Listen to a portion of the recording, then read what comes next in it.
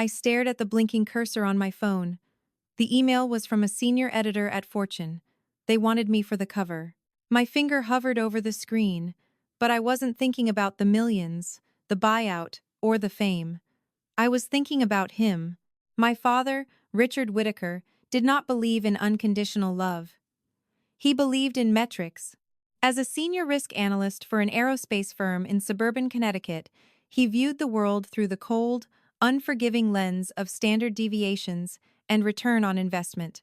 Unfortunately for me, his only child, I was his most heavily scrutinized asset. My mother had recognized the suffocating nature of his perfectionism early on. She packed her bags and moved to Oregon when I was 6, leaving me in a house that felt less like a home and more like a corporate proving ground. The word average was the ultimate profanity in the Whittaker household. It was worse than failure. Failure, my father argued, meant you had attempted something extraordinary and missed the mark. Average meant you had settled. It meant you were taking up space, contributing nothing but carbon dioxide to a world that demanded brilliance. I remember a specific Tuesday evening in October of 2012. I was 14. I had just come home with a midterm report card. It wasn't a bad report card by any normal standard: 3 A's, 2 B pluses, and a B in AP European history. I placed the wrinkled paper on the granite kitchen island, right next to his perfectly aligned stack of mail. He walked in an hour later. The house was dead silent, save for the hum of the refrigerator. He poured himself exactly 2 fingers of Macallan, loosened his tie, and picked up the paper. I watched from the hallway, my stomach twisting into a familiar, nauseating knot. He didn't yell. Richard Whittaker never yelled. Yelling was a loss of emotional control, and control was his religion. Instead, he walked over to his study, booted up his desktop, and opened the spreadsheet. Yes, he literally kept an Excel spreadsheet of my life. It tracked my GPA, my standardized test practice scores, my track and field sprint times down to the 100th of a second, and even my daily caloric intake during the competitive season. He called me into the study. "Audrey, sit," he said, not looking up from the monitor. The blue light reflected in his wire-rimmed glasses. He typed in the new grades. The line graph on the screen, detailing my academic trajectory, dipped slightly. "Do you know what this is?" he asked, tapping a pen against the monitor. "A dip in my GPA," I whispered. "No, it's a regression to the mean," he corrected, his voice as dry as ash. "You are drifting toward the middle of the bell curve, Audrey. The B in history, I can perhaps excuse Mr. Harrison, is notoriously subjective, but a B plus in calculus? Math is objective. Math is effort. You are giving me average effort." I studied for 3 weeks, Dad. The final question was, "I don't need a post-mortem of your excuses," he cut in smoothly. "The world doesn't care about your study habits. It cares about the result. Right now, your results are mediocre. You're just average, Audrey. And an average life is a life spent working for the people who actually tried." That phrase, "you're just average," became the soundtrack of my adolescence. It was whispered in my ear when I took silver at the state track meet instead of gold. It was the subtext of his disappointed sigh when I didn't qualify for the National Merit Scholarship Finals. It wasn't physical abuse. It was a slow, psychological drowning. I learned to anticipate his disappointment, internalizing his impossible standards until his voice became my own. When it came time for college applications, the tension in the house reached a boiling point. My high school counselor, Mrs. Gable, a warm woman who always smelled of peppermint and stale coffee, begged me to apply to schools where I would be happy, not just schools that looked good on a bumper sticker. But my father had his list: Harvard, MIT, Stanford, Princeton. I was waitlisted at MIT and rejected by the rest. The day the final rejection letter arrived, he didn't say a word. He just walked into his study, opened the spreadsheet, and I heard the distinct sound of a file being deleted. He had written off the investment. I ended up at the University of Michigan. It was an incredible school, but to Richard, I was attending a safety net for the unremarkable. When he dropped me off in Ann Arbor in the fall of 2016, he didn't hug me. He handed me a credit card for emergencies and looked me in the eye. 4 years, Audrey. Try not to blend in with the masses. Those were his parting words.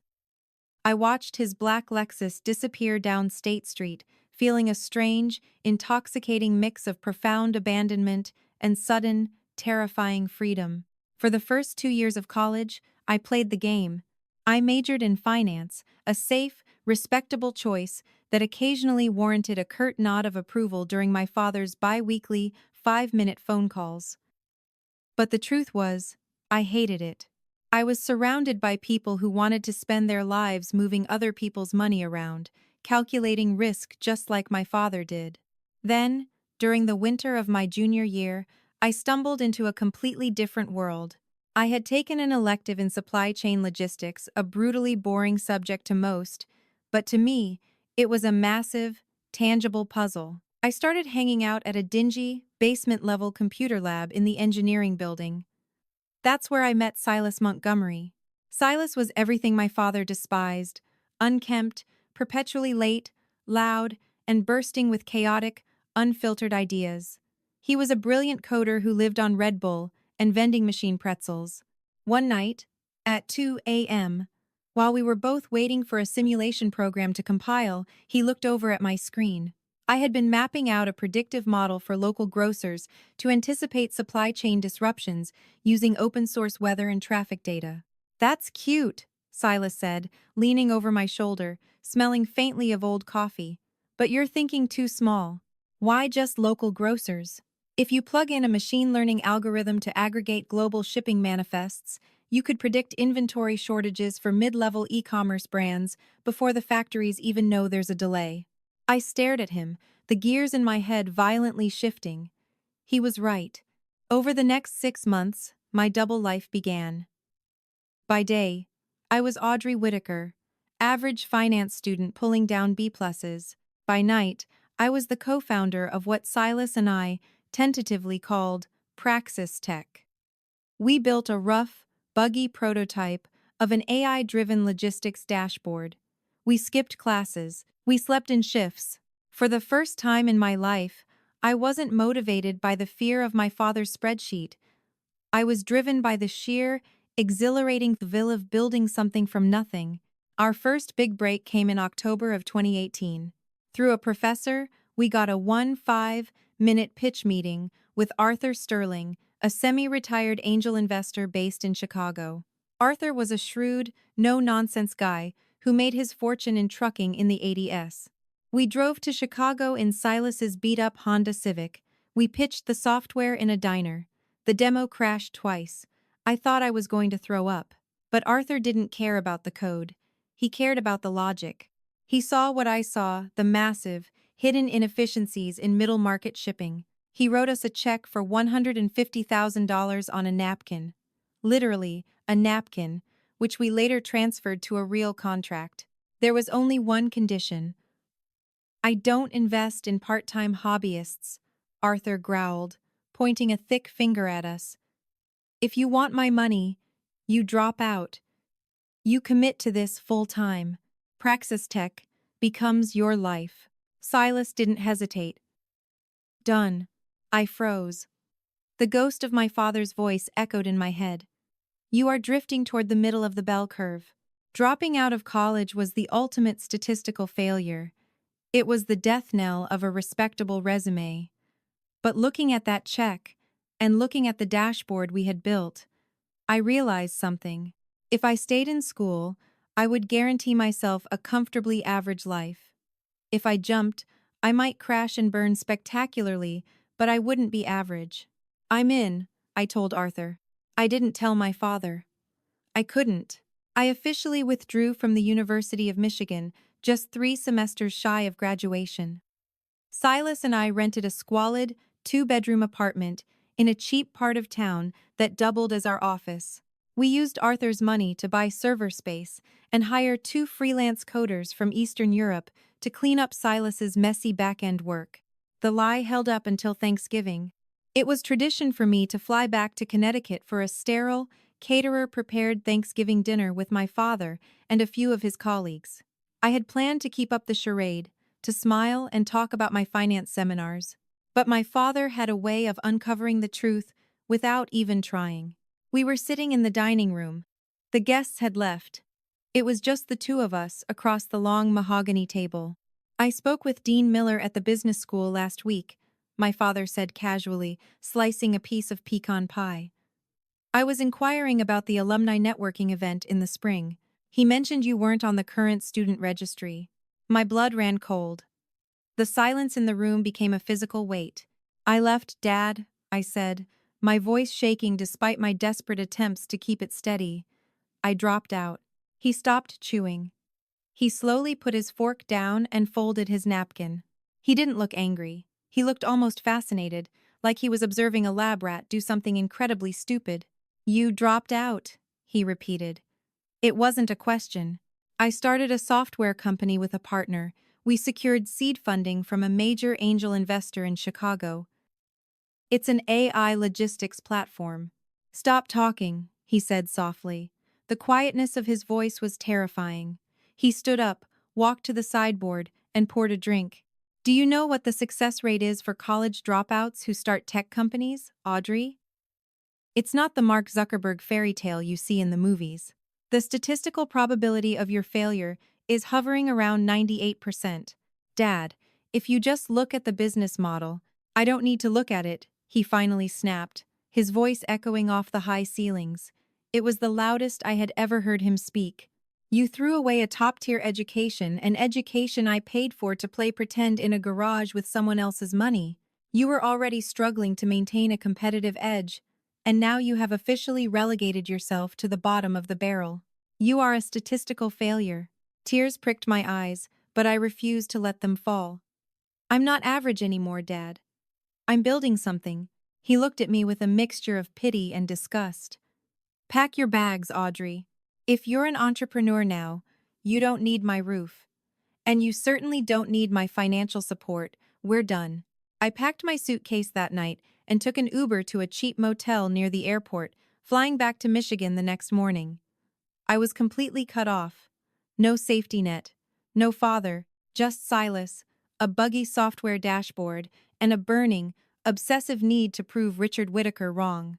But I had no idea that the real danger wasn't my father's statistics. The real danger was sitting right across from me, in that dingy apartment, drinking Red Bull and smiling a little too brightly. The first year of Praxis Tech was a blur of caffeine, panic, and the kind of profound exhaustion that settles into your bone marrow. We lived in that cramped apartment, our desks shoved against the radiator, surrounded by whiteboards covered in supply chain diagrams. Montgomery, my partner, was a machine. He would code for 30 hours straight, crash on the stained futon, and wake up demanding pizza and more server bandwidth. I, on the other hand, became the translator. Montgomery's code was brilliant, but his interpersonal skills were radioactive. He couldn't speak to clients without condescending to them. So, I became the face of the company. I pitched to regional freight managers, negotiated server contracts, and managed our burn rate with the ruthless precision I had inherited from my father. By the spring of 2019, we weren't just surviving. We were scaling. Our logistics dashboard had successfully predicted a massive bottleneck at the Port of Long Beach 3 weeks before it hit the mainstream news, saving our beta clients millions in delayed inventory costs. Suddenly, we weren't begging for meetings. VCs were flying out to take us to dinner. We were preparing for our Series A funding round. The valuation floating around was $12 million. I was 20 years old, a college dropout, and sitting on paper equity worth millions. For a brief, intoxicating moment, I felt untouchable. I imagined mailing my father a term sheet, highlighting the valuation in bright yellow marker, and letting the numbers speak for themselves. But I had underestimated the cutthroat nature of the world I had entered. And more importantly, I had fundamentally misread Montgomery. The betrayal didn't happen in a shouting match. It happened in the quiet, sterile conference room of a corporate law firm in downtown Chicago, 3 days before we were supposed to close the Series A. I had flown in alone to finalize the paperwork. The Chicago investor who had given us our initial seed money was there, looking unusually grim. Beside him, sat a high-priced corporate attorney I had never seen before. "Where's Montgomery?" I asked, dropping my leather tote onto the polished oak table. "He's not joining us," the attorney said, sliding a thick stack of documents toward me. "Please. Sit down." Audrey. A cold, heavy dread pooled in my stomach. I sat. "We are restructuring the capitalization table prior to the new injection of funds," the investor said, not meeting my eyes. "It's a condition of the Series A lead firm." I frowned, pulling the documents closer. "Restructuring how?" "You were," the attorney corrected smoothly. "However, upon review of the foundational IP assignments, it appears the core predictive algorithm was patented under a separate LLC, wholly owned by your partner, prior to the incorporation of Praxis Tech. Praxis Tech has merely been licensing the technology."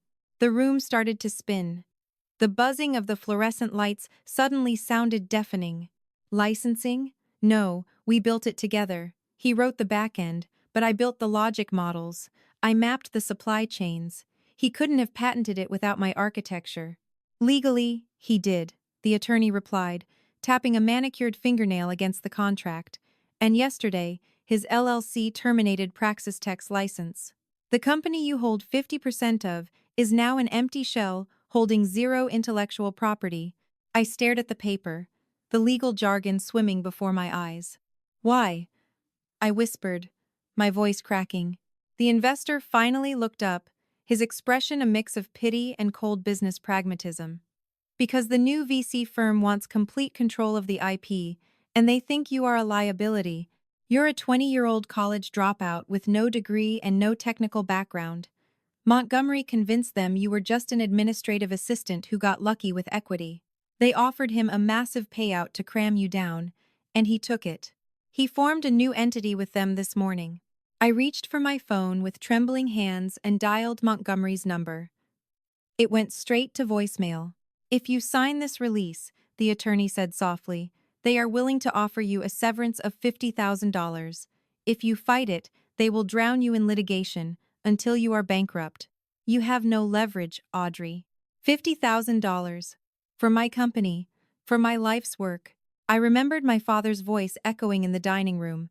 "The statistical probability of your failure is hovering around 98%. He was right. I wasn't an entrepreneur. I was a naive, average girl who had been used as a stepping stone.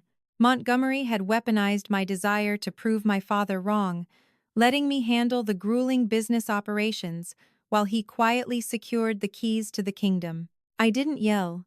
I didn't cry. The shock had anesthetized me. I picked up the pen, feeling the heavy, undeniable weight of defeat, and signed my name. I walked out of the law firm, stepped onto the windy Chicago streets, and threw up in a trash can. The next 6 months were a masterclass in hitting rock bottom. I moved into a windowless, 300-square-foot studio apartment in a decaying neighborhood. I lived off the severance money, watching my bank account drain, month by month. I couldn't go back to college. My pride couldn't stomach the idea of crawling back to Ann Arbor to finish my finance degree, proving everyone right. And I certainly couldn't call my father. Depression is not just a deep sadness. It is a profound, suffocating inertia. I spent days staring at the ceiling, analyzing every conversation, every line of code, every warning sign I had missed with Montgomery. My father's spreadsheet haunted my dreams. I imagined him opening it, typing in the words "ousted by co-founder," and watching the line graph of my life plummet into the negative axis. I had gambled everything to escape the label of average, and in doing so, I had become a cautionary tale. Winter set in, brutal and unforgiving. My heating was erratic, so I spent my afternoons at a local public library, relying on their free Wi-Fi and radiators. That library is where the grief finally began to metabolize into rage. One afternoon, reading a trade publication on global shipping, I saw a headline: "Praxis Tech secures $20M Series B, promises global expansion." There was a picture of Montgomery, looking smug in a tailored suit, standing next to the new venture capitalists. I stared at the photo, my jaw clenching so hard my teeth ached. I knew that platform inside and out. I knew the code. And more importantly, because I had built the logistical architecture, I knew its fatal flaw. Montgomery's algorithm was a beast at predicting domestic, land-based supply chain disruptions. But it was entirely reliant on standardized, domestic data sets.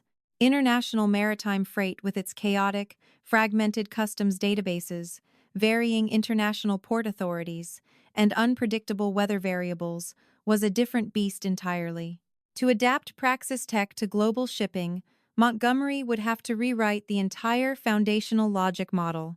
And Montgomery didn't know logistics. He only knew code. He was driving a sports car toward a cliff, and he didn't even know the cliff was there. That realization was the spark. The inertia shattered. I didn't need Montgomery's stolen algorithm. I needed to build a new one, specifically designed for the massive, gaping hole he was about to leave in the market. But I couldn't do it alone.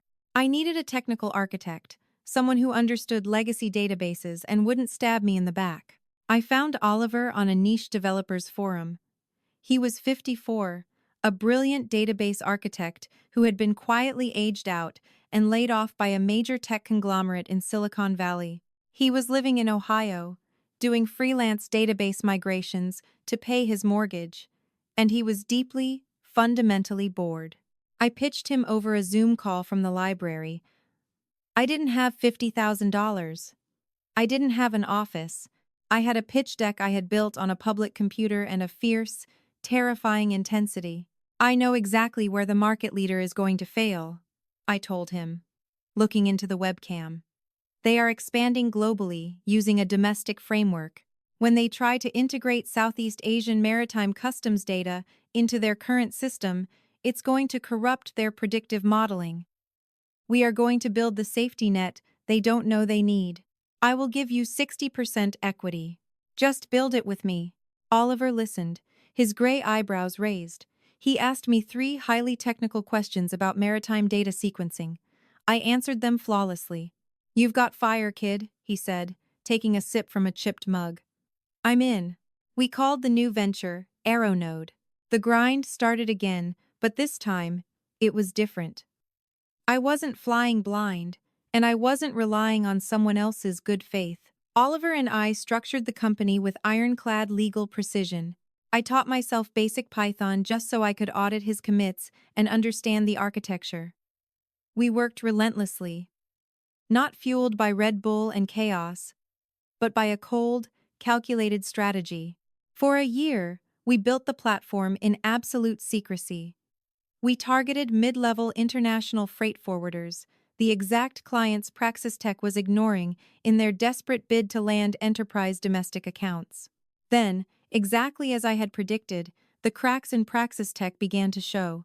In late 2021, a massive supply chain crisis hit the global market, triggered by port closures in Asia and a severe container shortage. Praxis Tech's clients, desperate for predictive data, flooded the system with international variables.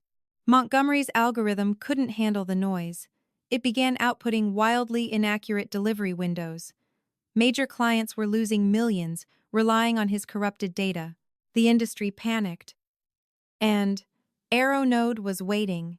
We launched quietly, offering free 2-week pilot programs to 3 of Praxis Tech's most frustrated enterprise clients. Because our architecture was built specifically to handle fragmented global data, our predictions were terrifyingly accurate. Within a month, those 3 clients dropped Praxis Tech and signed multi-year contracts with us. The dominoes began to fall. The industry is small. Word travels fast when a software actually works during a crisis. By the summer of 2022, Aeronode wasn't just a competitor. We were the industry standard for global logistics prediction. We bypassed seed funding entirely and went straight to a massive Series A, led by a top-tier firm in New York. I was 23 years old.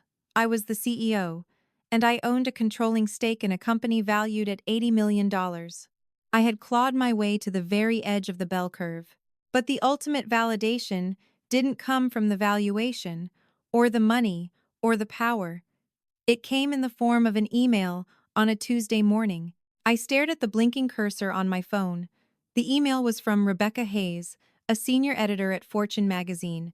They were doing a feature on the tech innovators who had salvaged the global holiday retail season during the historic shipping crisis, and they wanted me for the front cover. My finger hovered over the screen, but I wasn't thinking about the $80 million valuation, the incoming corporate buyout offers, or the sudden rush of industry fame. I was thinking about Richard Whittaker. Before I could process the gravity of the magazine feature, there was a final piece of corporate housekeeping to attend to. The ultimate twist of fate didn't happen on a spreadsheet. It happened in a glass-walled conference room in Manhattan. Praxis Tech was hemorrhaging cash.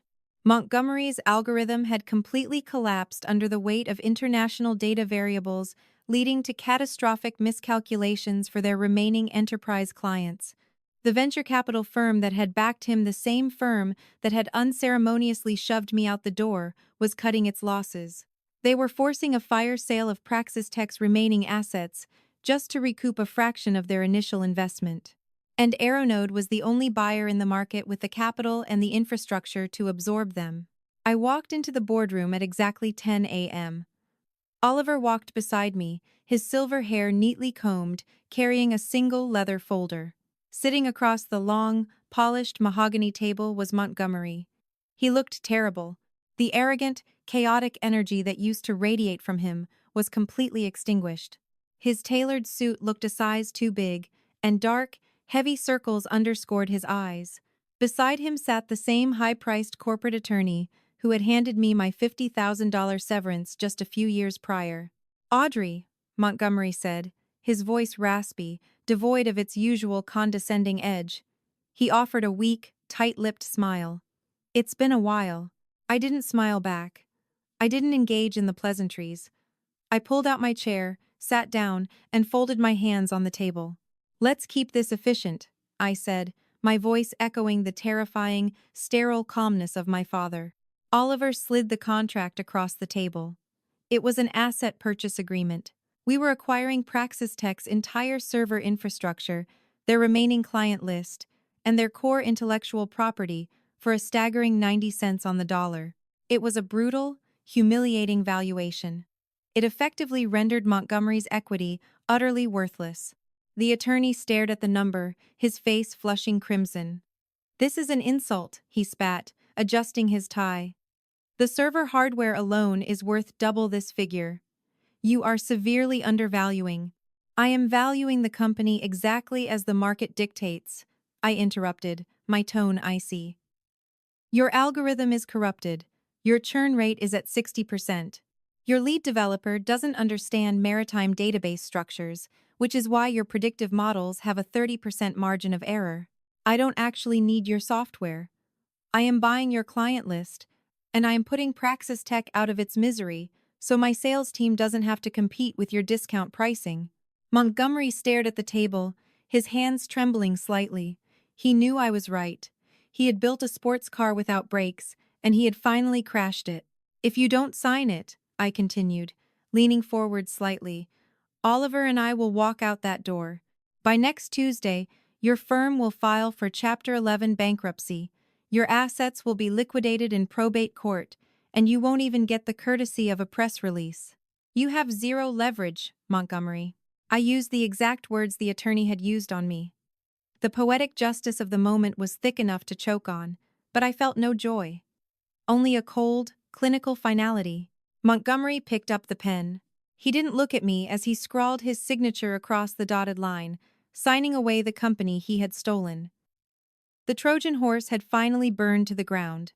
2 weeks later, the Fortune issue hit the newsstands. They sent an advanced copy to my penthouse office in New York. The glossy pages felt heavy in my hands. There I was, on the cover, wearing a sharp navy blazer, standing in front of a massive, illuminated digital map of global shipping routes. The headline read in bold, unforgiving white text, "Defing the Curve. How a 2-3-year-old dropout engineered the future of global logistics." I stared at the cover for a long time. I traced the letters with my thumb. Then, I told my assistant to cancel my afternoon meetings, rented a sleek black town car, and drove 3 hours north to Connecticut.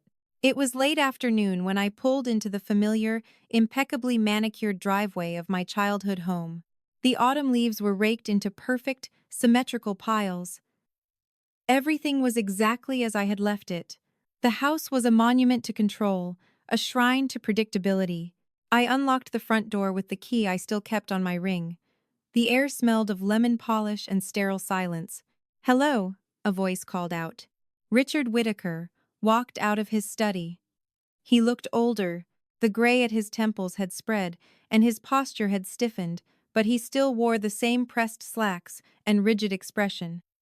He stopped at the end of the hallway when he saw me. We hadn't spoken a single word to each other in 3 years. Not on birthdays. Not on holidays. "Audrey," he said, his voice registering a fraction of a decibel of surprise. "Dad," I replied. I didn't step forward to hug him. I just stood there, clutching the magazine in my right hand. He looked me up and down, taking in the designer coat, the confident posture, the complete absence of the terrified teenager who used to tremble at his kitchen island. "You look well. I assume this isn't a social call." "I brought you something," I said. I walked into his study. The desktop computer was on. The familiar blue light of Microsoft Excel illuminated the dark mahogany desk. He was still tracking something. I placed the copy of Fortune flat on the center of his desk, right over his keyboard. He slowly walked over and looked down at it. He stared at the cover for a long, agonizing minute. The silence in the room grew heavy, thick with 18 years of unspoken resentment, impossible standards, and psychological warfare. I waited for the crack in his armor. I waited for the apology. I waited for the tears, the embrace, the sudden realization that he had been horribly, unforgivably wrong about his only daughter. But Richard Whittaker was a man of metrics. He reached out and adjusted his wire-rimmed glasses. He picked up the magazine, examined the binding, and then looked back at me. His expression didn't soften. Instead, his eyes narrowed with a cold, analytical curiosity.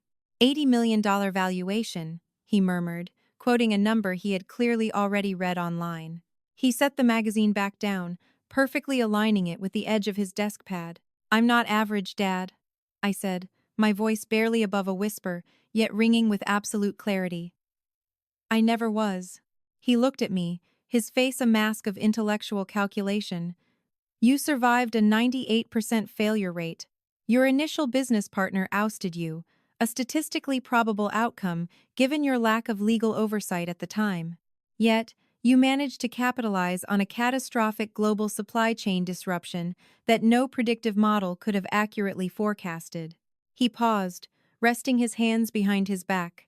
"You aren't average, Audrey," he finally conceded, his voice dry and clinical. "You are a statistical anomaly, an outlier. You operated outside the standard deviation of predictable success, aided by unprecedented macroeconomic variables." He was rationalizing it. He was taking my blood, my sweat, my tears, my devastating failure, and my triumphant resurrection, and he was stuffing it all into a neat, academic categorization so it wouldn't break his worldview. To admit I had succeeded purely out of passion and grit would mean admitting his entire philosophy of life, his entire spreadsheet, was a lie. In that exact moment, standing under the hum of the fluorescent study lights, the invisible chain around my neck finally snapped. I didn't feel anger anymore. I didn't feel the desperate, burning need to prove him wrong. I looked at the aging man in his sterile, quiet house, surrounded by his numbers, and I just felt an overwhelming, profound pity. He was trapped in a prison of his own making, terrified of the beautiful, messy, unquantifiable chaos of the real world. "Goodbye, Dad," I said softly. I turned around and walked down the hallway. "Audrey," he called out just as I reached the front door. I paused, my hand on the brass doorknob. "The capital gains tax on a company structured like Aeronode will be substantial. Ensure your accountants are leveraging depreciation." I smiled, a genuine, heartbreaking smile. I opened the door, stepped out into the crisp, unpredictable autumn wind, and left the spreadsheet behind forever. I finally understood that the bell curve was just a prison built by frightened people. My father spent his life measuring the walls, terrified of the margins. But true living happens off the chart, in the unquantifiable chaos of risk and resilience. I am not a standard deviation. I am not an outlier to be categorized. I am the architect of my own life, and I am finally free.